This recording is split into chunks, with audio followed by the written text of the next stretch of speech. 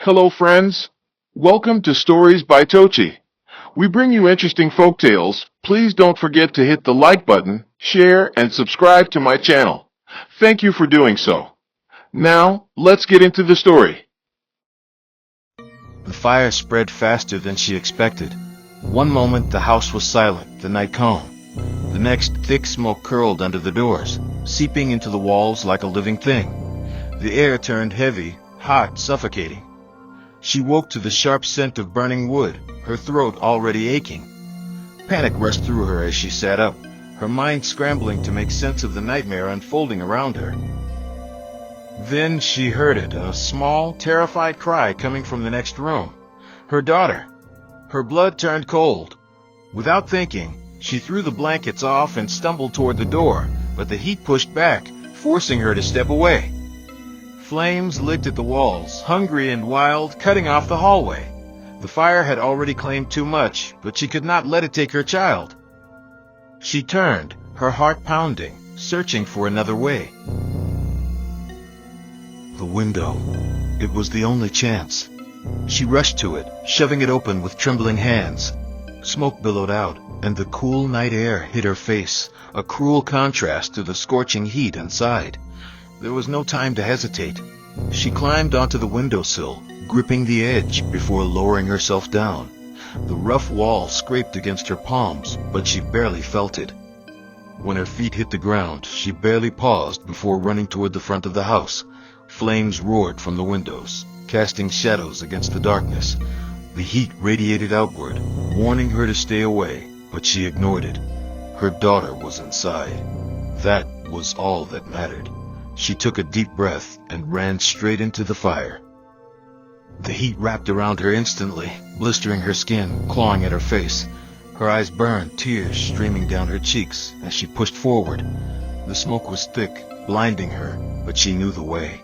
She had walked this hallway 1,000 times before. She reached the door, her heart hammering in her chest. It was stuck. She grabbed the handle, but it was too hot. Pain shot through her hand, but she didn't let go.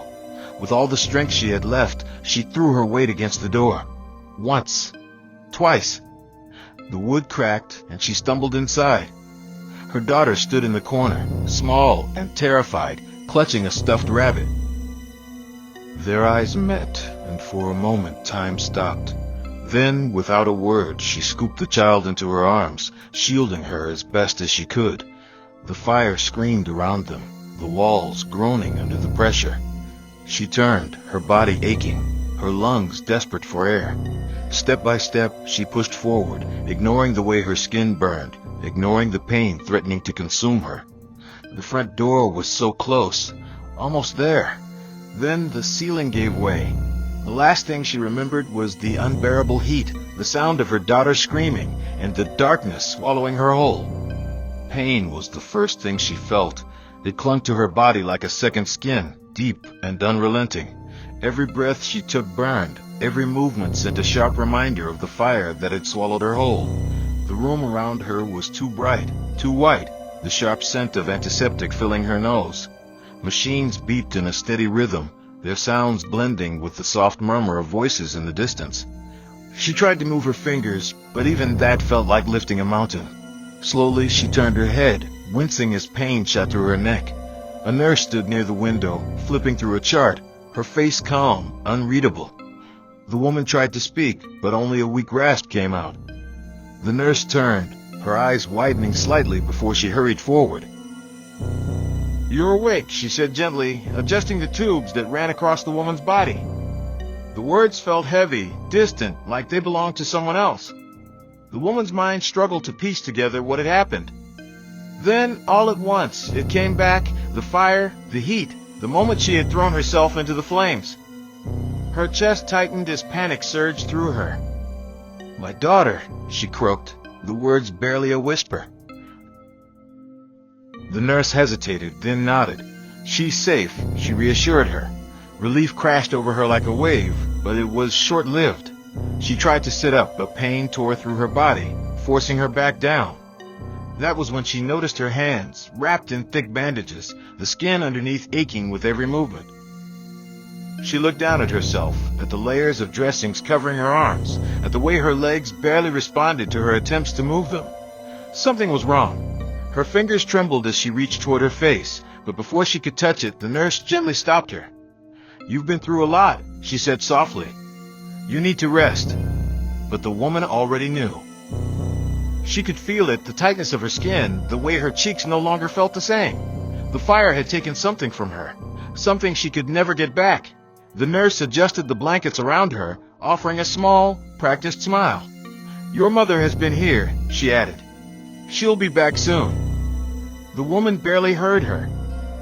Her mind was trapped in the memories of the fire, of the way the flames had licked at her skin, of the way she had shielded her daughter with her own body. She had saved her child. That was all that mattered. But at what cost? Days passed in a blur of pain and silence. Doctors came and went, their voices blending together in an endless stream of instructions and reassurances. She barely listened. Her body felt foreign, like it no longer belonged to her. Each morning, the nurses changed her bandages, peeling them away to reveal the raw, healing skin beneath. She refused to look. She did not want to see what was left of her. The only thing that kept her going was the thought of her daughter. She imagined a little girl's smile, the way she used to reach for her, the way she had clung to her in the fire. But when the day finally came for them to reunite, it was not like she had imagined. The child stood at the door, her small hands gripping the fabric of her grandmother's dress. Her eyes, once so full of warmth, were wide with something else, something cold, something distant. The mother opened her arms, ignoring the pain that shot through her. But the little girl did not move. She only stared, her gaze flickering over the bandages, over the face that no longer looked the same.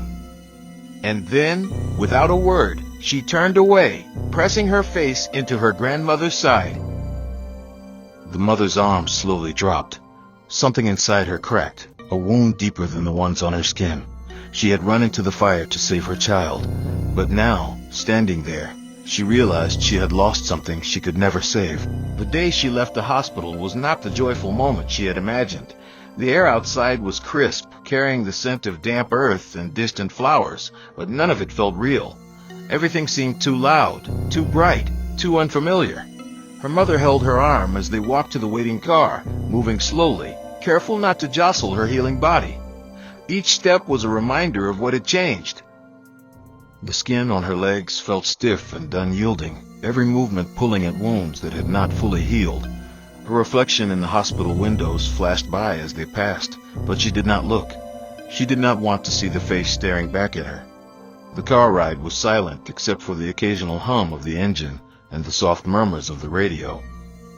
Her mother drove carefully, avoiding sudden turns, avoiding questions, avoiding anything that might break the fragile quiet between them. The woman stared out the window, watching buildings blur together, trying to remember what it felt like to belong to the world outside those hospital walls. The thought of home should have brought her comfort, but instead, her stomach twisted with unease. When they finally arrived, the sight of the house sent a sharp ache through her chest. It looked the same, yet different, as if it no longer belonged to her. The windows had been replaced, the walls repainted, but the scars of the fire still lingered in the air, invisible yet suffocating. She hesitated at the doorstep, her fingers grazing the new handle, cold and unfamiliar under her touch. Her mother opened the door for her, stepping aside as if giving her space to reacquaint herself with the life she had left behind.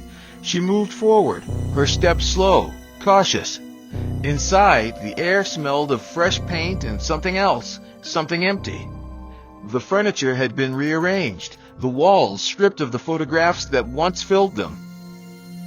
It was as if the house had tried to erase the memory of what had happened. She moved toward the living room, her eyes scanning the space, searching for something familiar, something that still felt like hers. And then she saw her daughter. The little girl sat on the couch, legs tucked beneath her, a book open in her lap. For a moment their eyes met. A small flicker of hope lit inside the mother's chest, fragile and desperate. But the child only lowered her gaze, turning the page as if nothing had changed. The pain of that moment was worse than the fire. She wanted to speak, to say something, anything. to remind her daughter that she was still here, still the same mother who had held her in the flames, who had fought against death to bring her out alive. But the words would not come. Instead, she took a slow step forward, her movements careful, hesitant. The girl tensed, her fingers tightening around the book's edges. The mother froze, a lump forming in her throat. She could feel the distance between them, not just in space, but in something deeper, something she could not bridge with simple words. The girl's small frame looked so fragile, so distant, as if she was already slipping away. And then, before the mother could speak, the child stood and walked out of the room, leaving behind nothing but the whisper of turning pages and the unbearable silence that followed. The mother stood there, her heart breaking in ways she had never thought possible. She had survived the fire, but she was starting to realize that some wounds did not heal. The days passed like a slow, unrelenting tide, each one carrying her further from the life she once knew. She moved through the house like a ghost, drifting from room to room, searching for pieces of herself in a place that no longer felt like home. Every corner held memories of what had been, but none of them felt real anymore. The walls were too clean, the air too still, the warmth that once filled the house now replaced by a coldness that settled deep in her bones. She tried to return to her old routines, to find comfort in the familiar, but everything had changed. The weight of her own body felt different, the pull of her skin reminding her of what the fire had taken. Simple tasks became battles. Brushing her hair was a painful reminder of the strands that no longer framed her face the way they once did. Cooking felt impossible with hands that no longer moved as easily as before. Even sleeping became a struggle, the silence of the night bringing memories of flames licking at her skin, of smoke filling her lungs, of the way her daughter had clung to her in those final moments before everything turned to darkness. Her daughter avoided her at every turn. At first, she thought it was fear, the child struggling to process what had happened. She tried to give her space, to be patient, to remind herself that healing took time. But as the days stretched into weeks, the silence between them only grew louder. The little girl who once ran into her arms now flinched at the sight of her. The child who once called her name with laughter in her voice now barely spoke at all. The mother tried again and again to reach out. She would sit beside her daughter at the table, her presence met with quiet stiffness. She would place a gentle hand on the child's shoulder, only to feel her pull away, the movement small but sharp, like a blade pressed against an open wound. The distance between them was no longer just physical. It had become something far worse, something deep, something that made the mother wonder if she had truly saved her child that night, or if she had only lost her in a different way. The thought haunted her. She had been ready to give up everything to keep her daughter safe. But now, it felt as if she had lost the one thing that mattered most.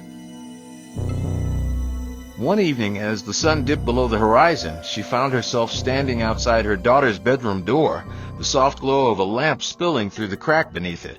She hesitated before knocking, the sound light, careful, as if she were afraid of breaking something fragile.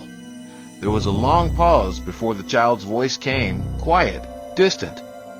"Come in." The mother stepped inside, her heart pounding. The little girl sat on the bed, a book in her lap, her face partially hidden by the dim light. The mother swallowed, searching for the right words, for something that would pull them back together. "I missed you today," she said softly, forcing a small smile. The child didn't look up. She turned a page in her book, her fingers moving slowly, deliberately. "Why do you have to look like that?" The words were quiet, but they struck like a blade. The mother's breath caught in her throat. She felt the weight of them settle deep in her chest, pressing against the parts of her that had not yet healed. For a moment, she did not know what to say.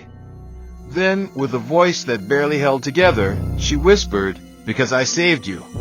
The little girl finally looked up, her eyes searching her mother's face.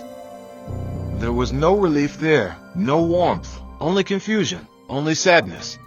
And then, in the softest voice, she said, "I didn't ask you to." The mother felt something inside her shatter. She had walked through fire to protect her child.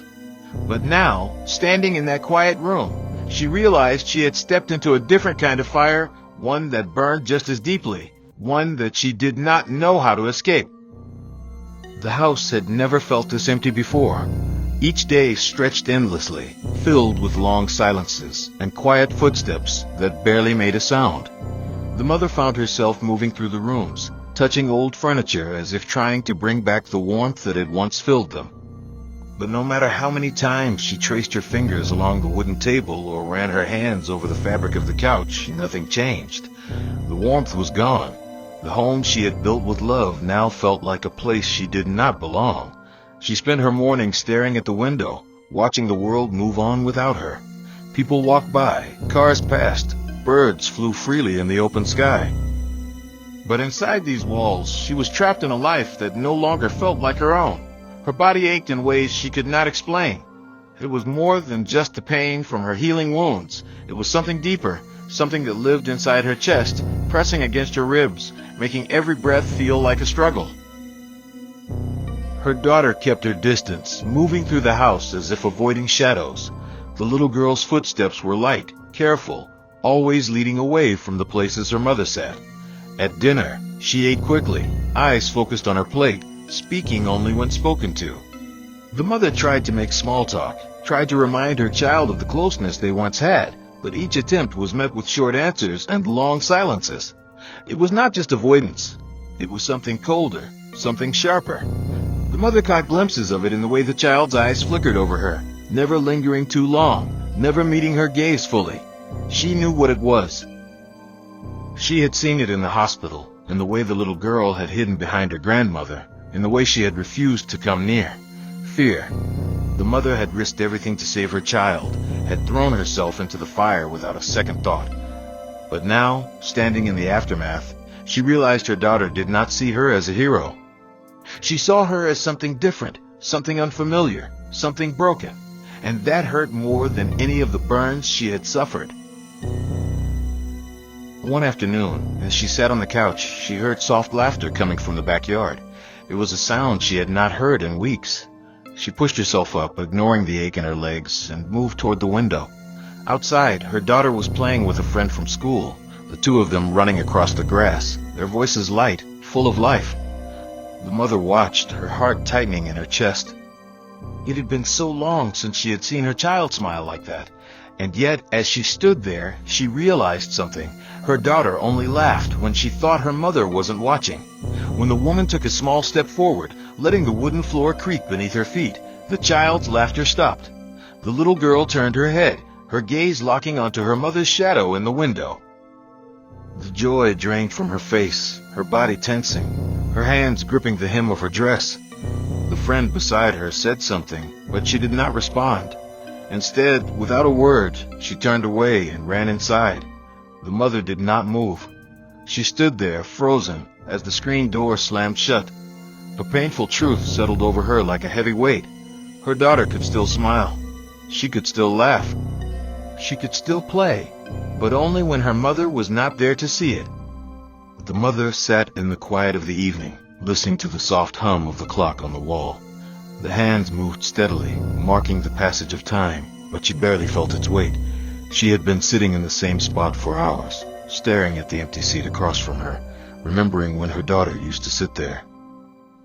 Back then, the little girl would swing her legs under the table, her feet never quite reaching the floor. She would hum while eating, talking between bites, her voice filling the house with warmth. But now, the chair remained untouched, the space between them stretching farther with each passing day. The mother turned her gaze to the window, watching the dim glow of her daughter's bedroom light flickering through the curtains. It had been weeks since the child had willingly spent time with her. Every attempt to draw close had been met with avoidance. Every effort to mend the distance only seemed to make it worse. She wanted to believe this was just a phase, that her child would come back to her in time. But deep inside, a painful doubt had begun to grow. That night, as she made her way toward the kitchen, she paused outside her daughter's door. The soft murmur of voices leaked through the wood, and for a moment the mother let herself believe the child was speaking to her. But then she recognized the faint chime of a phone call, the laughter hidden in whispers, the kind of joy her daughter no longer shared in her presence. A lump formed in her throat. She did not mean to eavesdrop, but she could not force herself to move. She looked scary. The girl's voice drifted through the door, small but sharp, cutting deep in ways her mother had never expected. "I don't like it when she's around." There was a pause, then a hushed response from the other end of the line. The mother leaned closer, her heartbeat loud in her ears. "I wish she hadn't saved me," the girl whispered. The words struck like fire against raw wounds. The mother stepped back, her breath shallow, her vision blurring. She wanted to knock, to step inside, to tell her daughter that everything she had done, every scar she carried, had been for her. But what good would it do? The little girl had already made up her mind. The mother retreated to her room, shutting the door softly behind her. The darkness pressed in, the air thick with a pain she could not escape. She sank onto the bed, pressing her hands against her face, feeling the uneven texture of her skin beneath her fingers. This body, this sacrifice, had it all been for nothing? She had never questioned saving her child, had never once regretted running into that fire. But now, sitting alone in the dim glow of the bedside lamp, she realized something heartbreaking. She had been willing to give up her life for her daughter. And yet, in the end, she had lost her anyway. The thought was unbearable. But what hurt even more was knowing that if she had to do it all over again, she still would. Even if it meant watching her child slip further away, even if it meant enduring this silent rejection for the rest of her days, she would still run into the flames. Because that was what a mother did. Even when love was no longer welcome, she still gave it freely. Even when it hurt, she would never stop loving her child. The morning light crept through the curtains, casting long shadows on the walls. The mother sat at the edge of her bed, staring at her hands, tracing the scars that stretched over her fingers. They had once been soft, unmarked, the hands of a woman who had carried her child, who had stroked her daughter's hair as she fell asleep. Now, they were rough, uneven, reminders of the fire that had changed everything. She flexed them slowly, feeling the tightness in her skin, the aching pull of something that would never fully heal. She thought about the night before, about the words she had overheard from her daughter's room. The pain of them still echoed in her chest. She had given everything to save her child, had walked through flames without hesitation. And yet, it seemed the fire had taken more than just her flesh. It had taken her place in her daughter's heart. She moved through the house, each step feeling heavier than the last. The air was thick with a silence that had become too familiar, a distance that could no longer be ignored. In the kitchen, she found her daughter sitting at the table, scrolling through her phone, her expression unreadable. The mother hesitated, then took a slow breath and sat across from her. "Good morning," she said softly. The child barely looked up, mumbling a response before turning her attention back to the screen. The mother watched her for a moment, searching for any trace of the little girl who used to cling to her, who once thought of her as the safest place in the world. But that child was gone, replaced by someone who no longer wanted to be near her. The mother swallowed the lump in her throat. "I was thinking we could go out today," she tried again, forcing a smile. "Just the two of us. Maybe get some ice cream, like we used to." The girl's fingers paused over the screen, but she did not look up. "I have plans," she said simply. The mother nodded, trying not to let the rejection sting. "Maybe another time?" she offered. This time, her daughter said nothing. She just stood, grabbed her bag, and left the room without another word. The mother sat there for a long time after the girl was gone, staring at the empty seat across from her. She had known this moment would come. She had felt it in the way her daughter avoided her, in the way her eyes never lingered for too long. And yet, knowing did not make it easier. She had saved her child's life, but in doing so, she had lost the bond they once shared. She pressed her hands together, feeling the roughness of her skin, the scars that would never fade. Would her daughter ever look at her the same way again? Would there come a day when she no longer saw a stranger sitting before her? The mother did not know.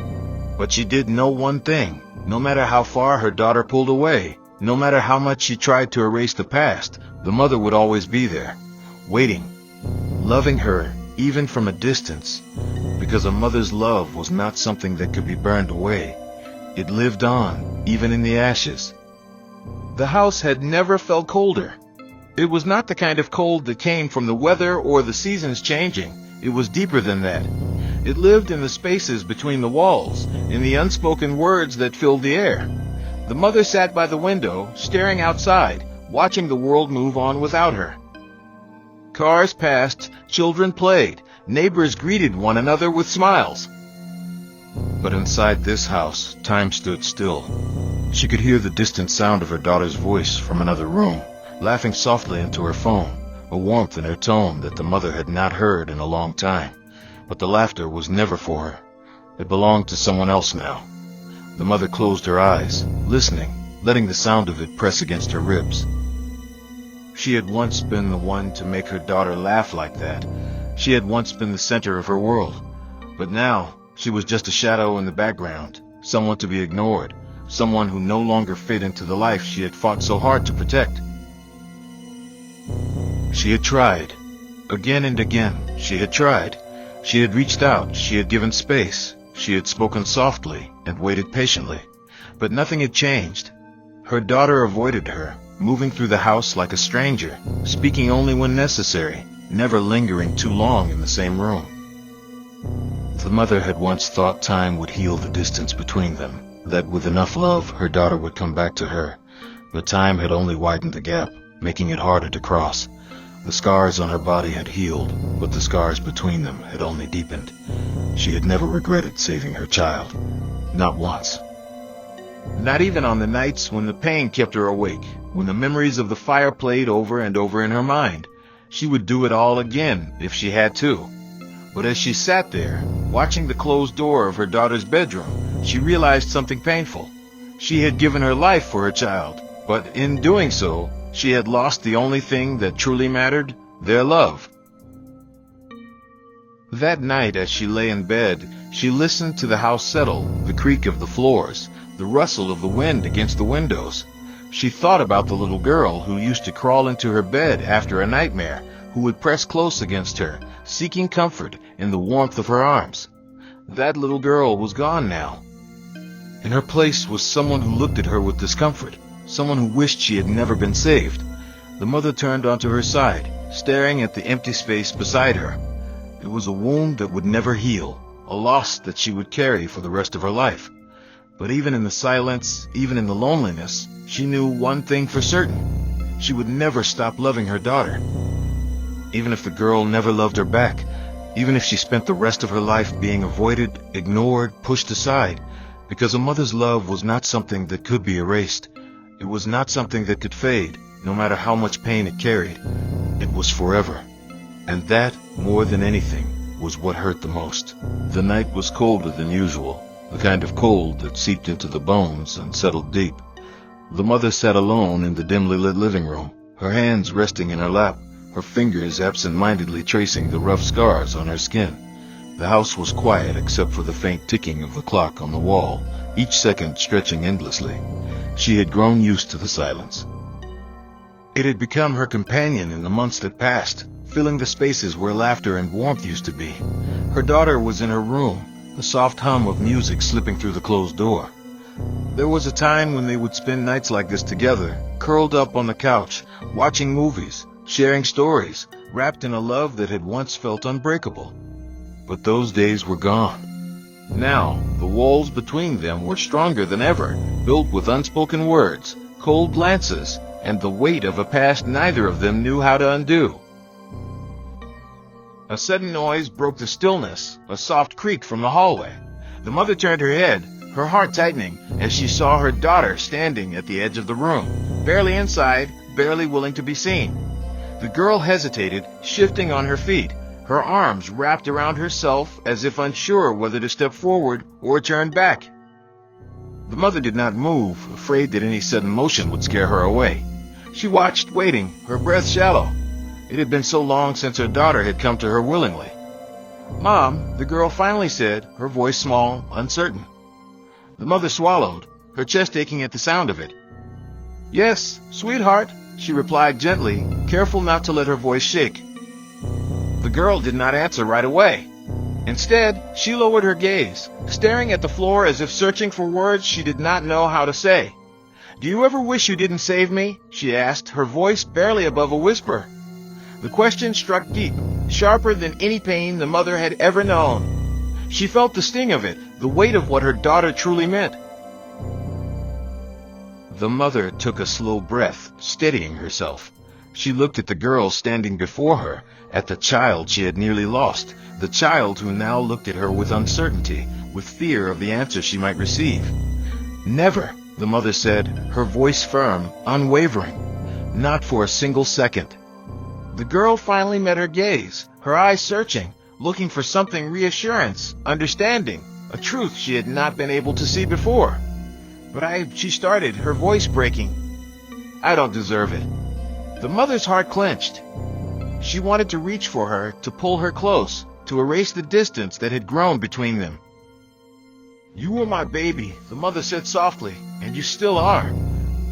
I would walk through fire for you again and again, no matter what." The girl stood there, silent, her body tense with emotions she did not know how to express. And then, for the first time in what felt like forever, she took a small step forward. It was not much. It was not a sudden change, not a complete undoing of all that had been broken, but it was something, a beginning, a moment where, for the first time in a long time, the mother felt hope. The rain tapped softly against the windows, a steady rhythm in the quiet house. The mother sat at the kitchen table, her hands wrapped around a cup of tea that had gone cold. She did not drink it. She only held it, letting the warmth seep into her skin, grounding her in the moment. Across from her, her daughter sat with her arms crossed, eyes fixed on the table. The silence between them was thick, but it was not the same as before. It was not cold or distant.